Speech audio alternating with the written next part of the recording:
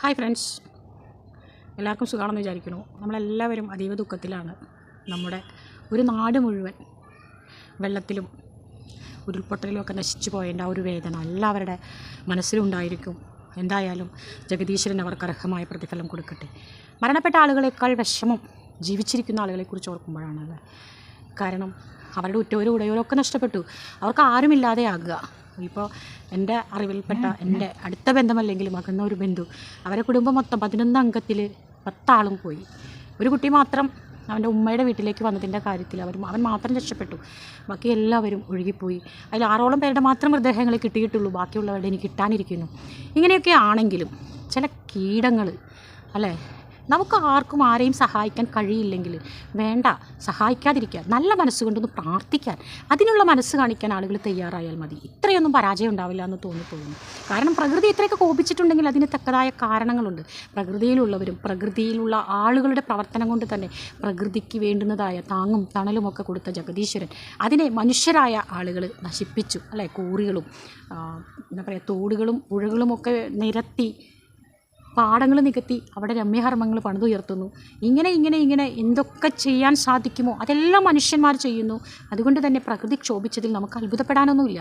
അതൊക്കെ അതിൻ്റെ വഴിക്ക് അങ്ങനെ പോകട്ടെ. പക്ഷേ ഈ വീഡിയോ ചെയ്യാനുണ്ടായ പ്രധാന കാരണം അല്ലേ, നമുക്കൊന്നും സഹായിക്കാൻ കഴിയില്ലെങ്കിലും നമ്മളാൽ കഴിയുന്ന സഹായങ്ങൾ എത്തിക്കാൻ വേണ്ടി പരിശ്രമിക്കുന്ന ചില ആളുകൾക്ക്, അവരിടുന്ന മെസ്സേജുകൾക്ക് താഴെ വന്ന് കമൻ്റ് ഇടുന്ന ചില ആളുകൾ, എൻ്റെ പൊന്നെ, ഇതൊക്കെ മനുഷ്യർ തന്നെയാണോ? ഇവരെയൊക്കെ ഏത് ഗണത്തിലാണ് നമ്മൾ പെടുത്തേണ്ടത്?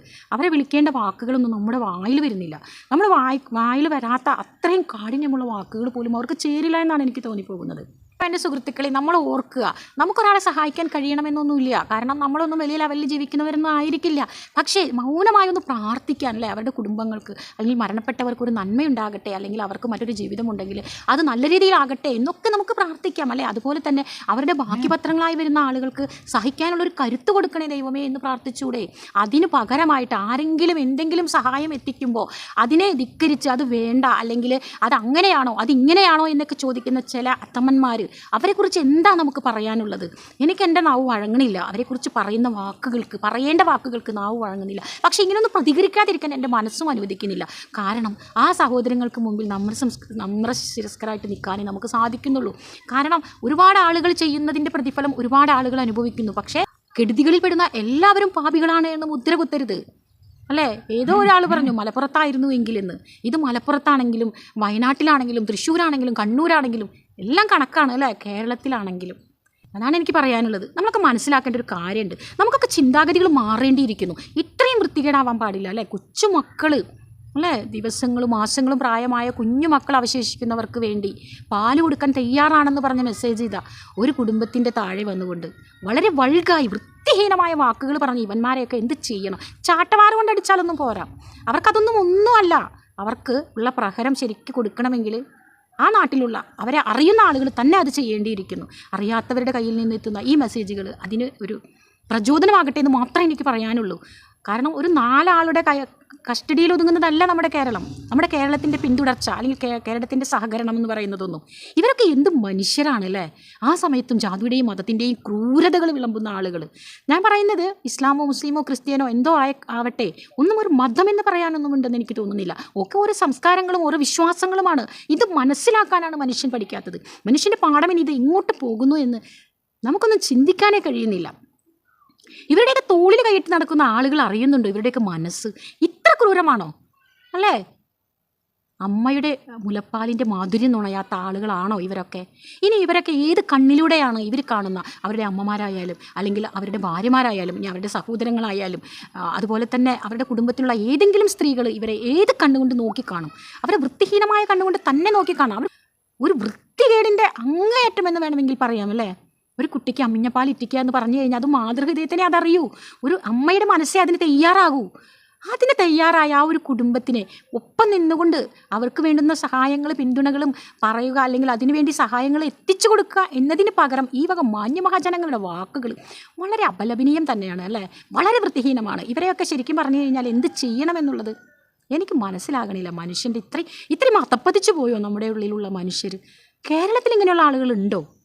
എന്തായാലും വളരെയധികം മോശമായി എന്ന് തന്നല്ലാതെ മറ്റൊന്നും ഇതിനെക്കുറിച്ച് പറയാനില്ല. കാരണം ഇത്രയെങ്കിലും പറഞ്ഞില്ലെങ്കിൽ എൻ്റെ മനസ്സ് തകരുന്ന പോലെ ഒരു ഫീലാണ് എനിക്ക് ആ ഒരു മെസ്സേജ് കണ്ടപ്പോൾ ഫീൽ ചെയ്തത്. ഇത്രയെങ്കിലും പറയാൻ എനിക്ക് കഴിഞ്ഞുവല്ലോ, അത് മതി. അതിന് ഞാൻ ജഗദീശ്വരനോട് നന്ദി പറയുകയാണ്.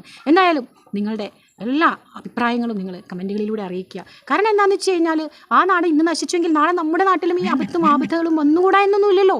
നമ്മളെല്ലാവരും സുരക്ഷിതമാണെന്ന് ആരെങ്കിലും കരുതുന്നുണ്ടോ? ആരും സുരക്ഷിതരല്ല. അല്ലെങ്കിൽ ദൈവം ചിന്തിക്കുന്ന കാര്യങ്ങളോ അല്ലെങ്കിൽ അദ്ദേഹം നടപ്പിലാക്കുന്ന വിഷയങ്ങളോ നമുക്ക് തടുത്തു നിർത്താനാവില്ല എന്നതിൻ്റെ മുഖ്യധാരയും മുഖ്യ തെളിവുകളുമല്ലേ നമ്മൾ ഈ കണ്ടുകൊണ്ടിരിക്കുന്നത്. ഇവർക്കൊന്നും ഇനി ഈ നല്ല ബുദ്ധി ഉണ്ടാവുമെന്നൊന്നും തോന്നുന്നില്ല. എന്തായാലും ഇവർക്കും ഉണ്ടാകുമല്ലോ ഒരു കുടുംബം. എന്തായാലും ആ കുടുംബത്തിനെ ആരും അവഹേളിക്കാതിരിക്കട്ടെ, എനിക്ക് അത്രേ പറയാനുള്ളൂ. ആ കുടുംബക്കാരെ നോക്കിക്കാണുന്ന കണ്ണല്ലേ, അവർ പറഞ്ഞ ഈ നീചവൃത്തിക്ക് അവരുടെ കുടുംബത്തിന് ചീത്തയായ അല്ലെങ്കിൽ തെറ്റായ അനുഭവങ്ങൾ ഉണ്ടാകാതിരിക്കട്ടെ എന്ന് പ്രാർത്ഥിക്കുകയാണ്. തൽക്കാലം ഞാൻ എൻ്റെ വീഡിയോ വൈൻഡപ്പ് ചെയ്യുകയാണ്. എന്തായാലും ആർക്കും ഇത്തരം ദുരന്തങ്ങൾ എവിടെയും ഇനിയും സംഭവിക്കാതിരിക്കട്ടെ എന്ന പ്രാർത്ഥനയോടുകൂടി തൽക്കാലം നിർത്തുകയാണ്. ഒരുപാട് പറയണമെന്നുണ്ട്, ആരോടെ പറയണേ, എന്താ പറയണേ അല്ലേ? അവിടെ കണ്ണുനീർ പുഴകളാണ് ഒഴുകിയെന്ന് എനിക്ക് തോന്നുന്നത്, ജലാശയങ്ങളിൽ അല്ലേ. എന്താ പറയുക, വെള്ളം ആഞ്ഞടിച്ചപ്പോഴും പ്രകൃതി പൊട്ടിപ്പിളർന്നപ്പോഴും ഒക്കെ ഓരോ ആളുകളുടെ കണ്ണിൽ നിന്നും രക്തചാലുകൾ ഒഴുകിയിട്ടുണ്ട്. എത്രയോ ആളുകൾ വേദനയോട് കൂടിയിടുന്ന ഓരോ മെസ്സേജുകൾ. കാട്ടാനകൾ പോലും സംരക്ഷണം കൊടുത്തു അല്ലേ ആളുകൾക്ക്. കാട്ടാനകൾ ഒന്ന് ചിന്തിച്ചു നോക്കി, അവരുടെയൊക്കെ മുൻപിലേക്ക് ചെല്ലുന്ന മനുഷ്യനെ വലിച്ചു കീറുന്ന ആ കാട്ടുമൃഗം പോലും കരഞ്ഞു പോയി എന്ന് കേൾക്കുമ്പോൾ വല്ലാത്ത ജീവിതങ്ങളും ജനങ്ങളും. എന്തായാലും നമ്മുടെ നാടിൻ്റെ ഒറ്റക്കെട്ടായി നിൽക്കാനുള്ള ആ ഒരു മനസ്സ്, അത് നമ്മുടെ കേരളത്തിന് മാത്രമേ ഉള്ളൂ എന്ന് തോന്നണു അല്ലേ. എന്തായാലും നമ്മുടെ മുഖ്യധാരയിലിരിക്കുന്ന മന്ത്രിഗണങ്ങളും മറ്റുള്ളവരും നല്ല രീതിയിൽ തന്നെ അവരുടെ പ്രവർത്തനങ്ങളും അവരുടെ സഹായങ്ങളും ഈ പാവങ്ങൾക്ക് എത്തിക്കിട്ടട്ടെ എന്ന് പ്രാർത്ഥിക്കുകയാണ്. ആരുമൊന്നും ഇല്ലാത്തവരായിക്കൊള്ളണമെന്നൊന്നുമില്ലല്ലോ, ഒരുപാടുള്ളവരും ഇല്ലാത്തവരൊക്കെ ഒരേ അവസ്ഥയിലായ ഒരു കഥയാണ് നമ്മൾ കാണുന്നത്. എന്തായാലും ചരിത്രത്തിൻ്റെ താളുകളിൽ എഴുതപ്പെടുന്ന കുറേ വാക്കുകൾ, ഇത്രയൊക്കെ എനിക്ക് പറയാനുള്ളൂ. എന്താ മനസ്സ് വല്ലാതെ വേദനിക്കുന്നു. ഇത്രയെങ്കിലും പറഞ്ഞപ്പോൾ എനിക്കൊരു സമാധാനം ഫീൽ ചെയ്തു. കാരണം ഞാനും ഒരു കേരളീയ വനിതയാണ്. എനിക്ക് ഇത്രയെങ്കിലും പ്രതികരിക്കാനായില്ലെങ്കിൽ പിന്നെ എന്താണ് ഞാൻ. തൽക്കാലം നിർത്തുകയാണ്.